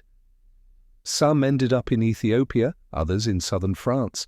A few may have been buried beneath what would become Templar strongholds. Not treasure in the usual sense, but no less priceless. And then there were the pages that never made it into scrolls. The ones passed by memory alone. A mother to her daughter. A scribe to his apprentice.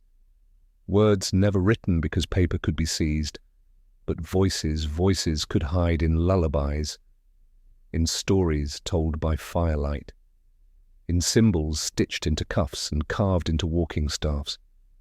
The Church said those were myths, heresies, legends. But in places where the Vatican's reach was softer, the legends survived. Some of the scrolls that have surfaced in recent years, half destroyed, partially translated, mention not just the blood of Christ, but the blood of Christ's child, always spoken in riddles, never confirmed, but there nonetheless. A phrase repeated, "The vine did not end at the root," and another, "She carried not only the myrrh, but the flame." Historians argue, of course. Some claim it's metaphor, others say the texts are later forgeries, but the language, it sounds old, older than the councils, older than the Latin canon. It has a rhythm that doesn't match propaganda, it breathes, and then there's what's missing. Entire codices referenced in letters but never found. Scrolls catalogued in early monasteries, and then vanishing from records by the time Rome consolidated its authority. A strange pattern repeated across regions, documents lost not to accident, but to pattern, too consistent to be chaos. There's a kind of grief that lingers in silence. You can feel it in certain ruins, as if the stones themselves remember what was read there, what was whispered there, what was almost said before the torches came. And sometimes, when wind moves through an abandoned cloister, it feels like the breath of a language no longer spoken brushing your cheek. Those scrolls may never surface, not all of them, but fragments do, in graffiti behind a chapel wall in Languedoc, in an old prayer said backwards in a remote Pyrenean village, in the unfinished phrases embroidered onto a bishop's inner robe, in lines of Latin that never made it into the liturgy but survived anyway, because memory has teeth and stories have ways of surviving extinction. So maybe, even if those scrolls are never read aloud again, their message isn't lost, because if you listen long enough in the right places at the right time, you might still hear it, not in a voice, but in the way a candle flickers when it shouldn't, in the way a carved rose feels warm to the touch, even in a frozen room, in the pause between footsteps on ancient stone, in the breath you didn't know you were holding. That's how sacred things survive, not through noise, but through stillness. You can still smell the wood smoke in the old villages of Provence, not the kind that fills chimneys, but the kind that clings to the stones, the kind that remembers when stories were told, not written, when truth was passed mouth to ear, wrapped in fable, softened by dusk. This isn't Rome, and it isn't Jerusalem. It's a place caught between worlds, between empires, between tongues. But here, in these hills, the ground listens. The trees lean a little closer. And if you're quiet by the fire, you might hear a woman's name spoken with a kind of reverence that sounds older than any Bible. They don't say Mary of Magdala, not in Latin, not in Greek. They say Madeleine, or sometimes just La Sainte, the Holy One. They don't argue about Gospels or dogma, they just tell the tale. That once a woman arrived by boat, not with sailors, but with silence. No sails, no oars, just the tide and the wind. And maybe a child cradled beneath her cloak. Some say she landed in Sainte-Marie-de-la-Mer, where the salt wind never quite leaves your skin. Others say she wandered inland through the lavender fields toward the caves near Saint-Baume. There, they say, she wept for years. Not for grief, but for what the world would never know. The cave still exists. You can visit it. You'll find votive candles and offerings left by those who've never read a scroll or deciphered a symbol. But somehow, they believe, or want to. What's strange is how the stories differ, but the symbols stay the same. A rose left on the stone, a veil drawn across the altar, a child carved into an old beam in a chapel where no priest ever preached. You begin to wonder, were these stories invented to give hope, or did they survive because they once were true? And the people here don't try to prove anything. They don't argue with history books. They just keep the fire burning, tell the same tale every year during midsummer, always with small variations. But the heart of it never changes, that a woman came, that she carried more than sorrow, that her silence was not weakness but protection, that she brought something no one else could. Some say she was pregnant, others say she carried only memory, but the folk tales agree on one thing: she wasn't fleeing, she was preserving, not escaping danger, but carrying a lineage beyond its hunter's reach. And so, in Provence, the land itself seems to remember her. In the rock formations shaped like cloaks and cradles, in the villages where no map explains why a star is carved into every third door, in the songs the grandmothers hum while kneading bread, where the melody is older than the lyrics. Provence doesn't shout its secrets, it lets them simmer, like stew over a long fire, like wine aged in caves, like folk tales whispered to a child who doesn't yet know how old the story really is. And maybe that's why the Bloodline survived. Not because it was hidden well, but because it was sung gently, carried not in books, but in lullabies. Some places don't make it onto the main maps. They're too quiet, too slow, too inconvenient for empire, but sometimes that's exactly why they matter. Septimania was once a name on the edge of kingdoms: Roman, Visigothic, Carolingian. None of them held it tightly. It stretched along the southern rim of Gaul, just above the Pyrenees, where the mountains act like guardians that never sleep. You wouldn't know it now. Today, it's just Languedoc or bits of Occitanie.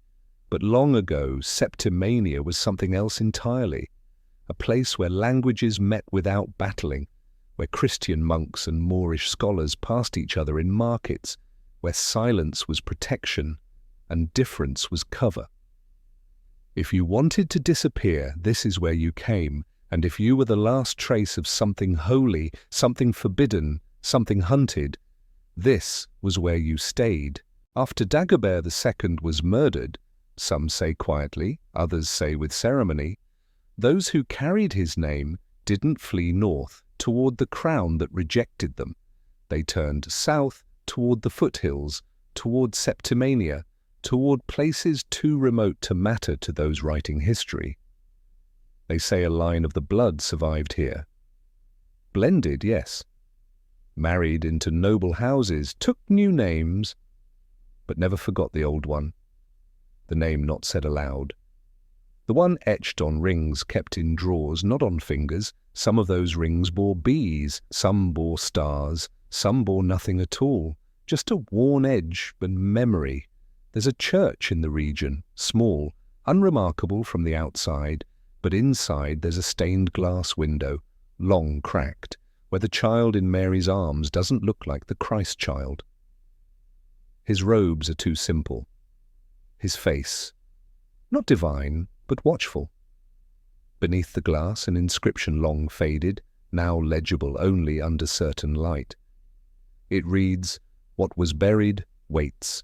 The locals don't talk about the window. They talk about the vineyards, about the goats, about the Mistral wind that drives people a little mad in winter.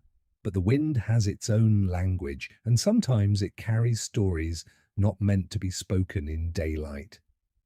Some historians claim the tales of bloodline survival in Septimania are romantic fiction. They point to the lack of official records, the absence of tombstones. But that's the thing about hiding well. It leaves no trail for those who expect one. Instead, the trail is in the shape of a village, in the dedication of a chapel to a saint the Vatican never canonized, in the way a family insists their ancestors never bowed to Charlemagne, even when it would have been easier. There's even an old legend, barely more than a whisper, that one of Dagobert's descendants became a stonemason. Not for glory, but to build a wall around something older than a church. Not to protect it from enemies, but from time. They say the wall still stands, hidden beneath ivy and forgetfulness. And maybe that's the point. The bloodline didn't survive by conquering. It survived by becoming ordinary, by blending into the rhythm of sheep bells and vineyard songs, by letting itself be forgotten just enough to remain intact, because when you're part of something sacred, the greatest power is not to be known, but to be kept. So Septimania endures, not as a headline, not as a shrine, but as a soft place in the world where silence feels warm and old names still echo in the spaces between stones. And in the hush of twilight, when the light leans low and shadows stretch long across the fields, you can almost hear the walls breathing, still waiting, still remembering, still holding something the world forgot it ever wanted to destroy. There's a kind of silence in the Pyrenees you don't find anywhere else. It's not the silence of emptiness, it's the silence of something listening, like the mountains have heard too many secrets to speak casually anymore. You feel it in the valleys where the sun takes longer to rise, in the folds of rock where the wind gets caught and circles back on itself. This isn't just terrain, it's a vault, not of stone and steel, but of time and breath and bone. The borderlands here have always been wild, not because they lack control, but because they've refused to be tamed. The kings of the north didn't press too far. The Moorish empires passed by. Even Rome, with all its roads, hesitated at the ridges. And maybe that's why the bloodline made it this far. The stories don't mention names anymore. Not here. They mention gestures, like the way a shepherd places his hand on a certain stone before heading up the trail, or how a grandmother places dried rosemary under the cradle, not for sleep, but for memory. There's a footpath, now barely visible, that once connected a string of outposts. Not military ones, private, monastic, homes turned into shrines, turned into ruins. Some still have walls, most don't. But if you know where to look, the alignment of stones tells you what once mattered here. A star, a beehive, a single carved rose facing south. No border guards ever came this high, no tax collectors, no bishops, just the wind. And the wind, unlike the crown, doesn't care about lineage, but it remembers the scent of blood. The Pyrenees didn't protect the bloodline with force, they protected it with forgetting, with obscurity. With the kind of geography that turns roads into riddles and names into echoes. One old tale, told only by those who've never written a book, says that a woman once crossed these mountains with a child, not because she was lost, but because she was carrying something the world had already tried to erase. The child never took a throne, never wrote a gospel, but grew up knowing he had to stay quiet, like a flame cupped in the wind. In time, he had children of his own. And they were taught not to speak of blood, but to live as if it meant something, to work the land, to heal animals, to leave gifts at certain trees, to never, ever answer questions with full sentences. Centuries passed, wars came and went, languages shifted, but the paths remained. And the people who walked them never forgot the shape of the silence. The churches in these hills are small, often abandoned, but if you stand in them at dusk with the wind threading through the cracks, you can hear more than the creak of wood. You can feel a pressure behind the air, as if something waits there, not trapped, just resting. And maybe that's the truth of the Pyrenees, that it became the final threshold between memory and oblivion. Not because it was chosen, but because it endured, not with banners, but with lichen, not with swords, but with wind. So if the bloodline still breathes somewhere, it's not in a palace. It's in a child who wakes at dawn to carry water from the stream. In a woman who hums songs with no words while braiding herbs into a wreath. In a stone that once marked nothing, but now holds everything. And the wind, as always, listens, not to record, not to retell, but to remember. But not every legacy knows its name. Some move quietly beneath surnames changed through marriage, across borders rewritten by wars, through cities where no one remembers who lived there 2 centuries ago. But the blood still moves. Not like a river. More like mist, seeping into corners, settling in lungs, disappearing in daylight. There are people walking this earth right now who carry something they can't explain. A pull towards certain places, a reverence for symbols they were never taught. An ache when they hear stories about exiles and forgotten kings. They laugh it off, say it's just a coincidence, a weird dream, but somewhere inside something listens. Not every descendant is royal. Not every heir wears velvet. Most of them grow up ordinary, fixing cars, teaching school, tending vineyards. But sometimes they have a way of looking at things, a quietness, a knowing, the kind of presence that makes old dogs follow them home and children calm in their arms. They don't gather in secret chambers, they don't read Latin, they don't even know the name Merovingian. But maybe they don't need to. Because the blood doesn't care about stories, it doesn't need a crown, it just needs to keep moving, to keep living. And every so often one of them finds something strange, an heirloom no one remembers hiding. A family ring with a bee carved on the inside. A faded book with pages missing, but a name that doesn't match anyone in the genealogy chart. They shrug, tuck it away. But the air in the room shifts just a little, and sometimes when they dream, the dreams are different. They dream in stone corridors and candlelight, in languages they don't speak but understand. They see women holding infants and men wearing armor not yet rusted. They wake with a tear they can't explain, or a name on their lips that disappears before sunrise. Science says it's just memory embedded in neurons. Trauma passed through DNA, echoes of survival strategies. But maybe it's more than that. Maybe memory isn't just in the mind, maybe it's in the blood, and maybe some memories remember you back. There's an old superstition in a village outside Carcassonne. They say if a child is born on the first night of spring under a new moon and doesn't cry, that child is carrying an old light, not a prophecy, just a continuation. They don't mark it publicly, no parade, no priest, just a whisper. Another one has arrived. They'll grow up like any other. Play, fail math, fall in love. But when they stand inside certain churches, something will tighten behind their ribs. When they touch certain stones, the hairs on their arm will rise. And when they see a fleur-de-lis carved into something old, something unused, they'll feel as if they've been spoken to. Without a sound, they won't be told what it means, but they'll carry it anyway. And maybe that's the only way the blood survives. Not through glory, but through gentleness, not through power, but through persistence. Not through those who know they're chosen, but through those who never had to be. The bloodline was never meant to be traced.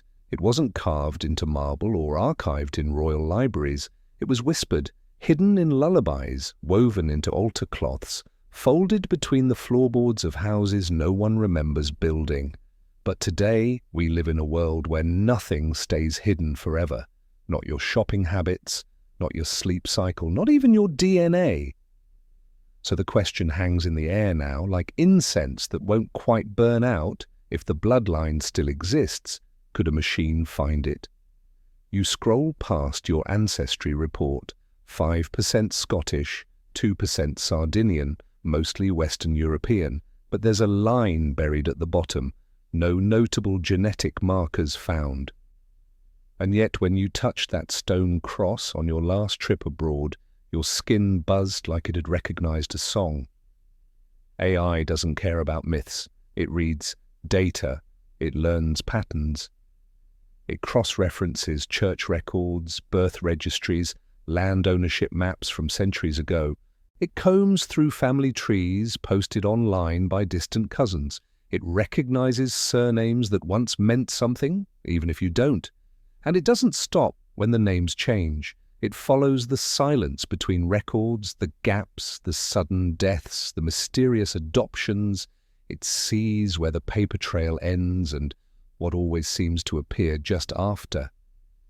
And then it gets eerie, because the machine doesn't believe, but it starts to find shapes, statistical anomalies, families who kept the same flower in their crest without ever meeting, villages where the same genetic traits keep showing up despite no obvious link, a set of carvings found across 3 countries with matching dates and no recorded artist. And someone, somewhere, asks the question out loud, could AI accidentally uncover the bloodline that history tried so hard to bury? But here's the twist. The data might be there, but the meaning isn't. AI can find the people, but it can't feel the weight of what they carry. It can't hear the silence they grew up in. It doesn't understand why one woman in Provence still places a white stone on her windowsill each morning. Even though no one ever taught her why, it can chart the line, it can map the movement, but it can't hear the heartbeat, because code can't hold memory, not the kind that breathes. And maybe that's the final defense of the bloodline, that it was never just biological, never just a sequence to be decoded. It was lived, it was protected by those who didn't know what they were protecting. And if AI ever did trace it, really trace it, what would we even do with that truth? Would it be sold, studied, Or would it simply vanish again? Now hunted not by popes, but by patents, the machine may find the path, but only the human soul knows which doors were meant to stay closed. Every archive has its structure. Boxes labelled by decade, scrolls sorted by dynasty, cloud folders named after surnames you've never spoken aloud. Even memory, in its own way, tries to file things, by smell, by sound, by the weight of a certain kind of silence. But what if something refuses to be filed? What if the truth doesn't fit into the frameworks we've built to contain it? There's a concept floating around data science circles, a file with no format, something that can't be parsed. It sits inside the system, but nothing can read it.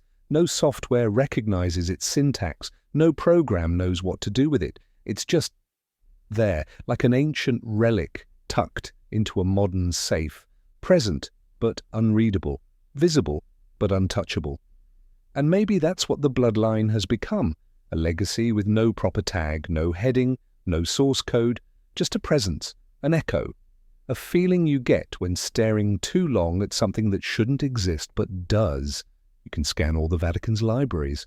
You can digitize every ruined manuscript. You can write algorithms to reconstruct burned letters from the ink impressions left behind.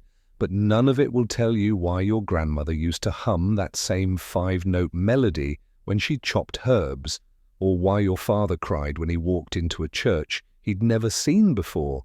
Because the Bloodline doesn't speak in files. It speaks in gestures, in rituals, in repetitions, so quiet they blend into daily life, in the way someone arranges candles on a windowsill, in the way they hesitate before speaking a certain name. It's not about hiding, not anymore. It's about misalignment, about truth existing in a shape modern systems don't know how to hold, a shape that slips through search engines and metadata filters, a shape that was never designed to be catalogued, only carried. Somewhere, someone is feeding data into a machine, trying to prove the myth real. They've got timelines, DNA clusters, migrations plotted on digital maps. But they keep hitting a wall, because there's always something off, a missing signature, a misfiled date, a birth that was never registered but still happened.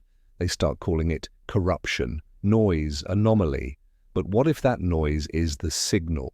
What if the unformatted data is exactly where the truth has been hiding, not in what can be read, but in what refuses to be translated? And maybe, just maybe, that was the plan all along.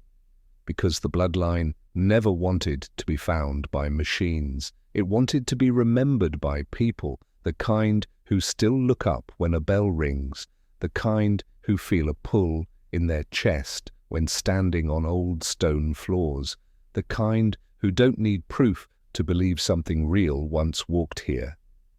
Something sacred, something human. And so the file stays where it is, not lost, just waiting for the right kind of eyes. There's always someone who knows, not everything, not the full shape of the secret, but just enough to feel its outline when others only see mist. They're not famous, not loud. Most don't even know they're carrying something rare. But they do the same thing every Sunday without fail. They tend the same garden as their grandmother. They pause, just for a moment, when they walk past a particular symbol carved into the stone of a public square. Their silence isn't guilt, it's reverence. And then there are the ones who know more. The archivist who turned the page too far and saw something that wasn't meant to be seen. The curator who noticed that one painting didn't match its recorded origin. The software engineer who ran the pattern 3 times and got the same impossible result. They could say something, write something, post something, but they don't. Not because they're afraid, but because they understand. Because some truths aren't denied, they're delayed, held back like a tide behind ancient rock, waiting for the moment the world is ready to hear. And deep down, maybe we already know what that moment looks like. It's not when we find the right document. It's when someone stands at the edge of a cathedral, fingers trembling, eyes wet, and says, "I've been here before," even when they haven't. There are names on old stones that no one said aloud in generations. And still, someone's child stumbles across the field behind the ruins, kneels down and whispers a word they don't remember learning. The people who know don't all work for secret orders. Most don't even share their stories. They just carry them, through rituals, through silence, through choices that look ordinary on the outside but mean everything to the ones who came before. And maybe silence was always the last defense, when words were burned, when books were rewritten, when symbols were carved over. Silence held the truth like a sealed jar, not hidden from the world, but protected from the wrong moment. So if you've ever felt like there's something ancient behind your own reflection, if you've ever looked at an old symbol and felt your breath catch, even for no reason, you're not alone. And you're not crazy. You might not be able to explain it, but you're not supposed to. Some memories aren't stored in books or blood. They live in the marrow of choices, in the way we walk, in the people we love without knowing why. They don't need to be spoken to be real. They just need to be remembered. And when the time comes, they will be. Because those who know may stay silent. But silence is not the same as forgetting. Every story needs a container. Some come wrapped in books, others in scrolls, in murals, in myths passed by firelight. But the oldest stories, they chose a different shape. They didn't fold themselves into parchment or stone. They moved through people, through breath, through instinct, through blood, the Holy Grail. It sounds like a quest, like a shining object tucked behind some secret wall, waiting for the brave to uncover it.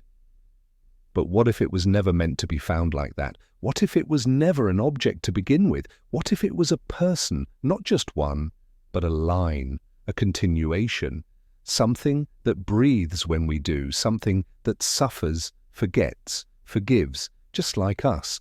Faith has always been the artist. It paints over history with brushes made of longing and fear. It recasts names, builds cathedrals on top of memory, but it never completely erases. It just repaints the surface, and underneath, the blood remains, quiet, patient, refusing to dry. 2. Maybe that's why the same symbols keep showing up, on shields, on ceilings, in dreams. A 5-petaled flower, a buzzing golden bee, a star made of 5 points that turns when you're not looking.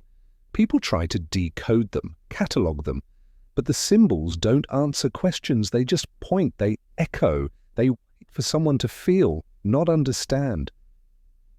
And now you've walked this far with me. You've heard the echo behind the locked doors. You've stood in the shadows of ruined abbeys and silent vaults. You've stepped through centuries, not as a scholar or a skeptic, but as a soul listening closely. And maybe now, just maybe, you don't need the answers, because the questions themselves are holy. What if the Grail was never lost? What if it chose to sleep inside the forgotten? What if it wakes not through discovery, but through recognition?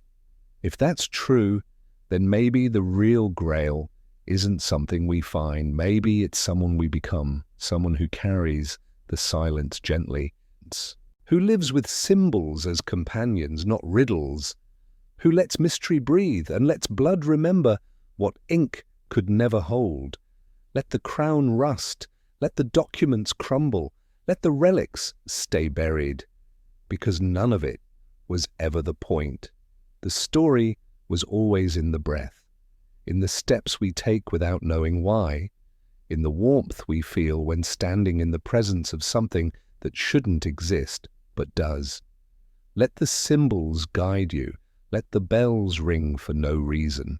Let the old names whisper through your bones. And when sleep comes, soft, steady, sacred, let the sword stay sheathed beneath the pine. Let the story fade like morning mist. Sleep well. You've walked far enough.